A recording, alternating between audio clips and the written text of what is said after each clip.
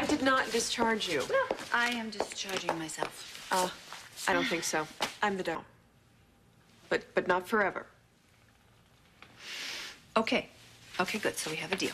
Okay. Okay, so let's get one thing. Would you let go? You don't have to hold my arm. You know what? You are lucky that I'm even letting you go home in the first place. Lucky. Here we are. I am just so glad. I can't tell you how glad I am to have you back here with me. That's nice of you. No, really, Olivia, I mean it. You know how this hotel room can seem so impersonal. You know, I've been kind of lonely, and having you back, it's sort of like having a home, you know? And, you know, I really am, I'm glad you're back. And if you need anything at all. Well, you know, I was just worried about Livy. You know, I just have this bad feeling that she's never going to be able to trust anybody to open up enough, you know? She probably just needs a little time.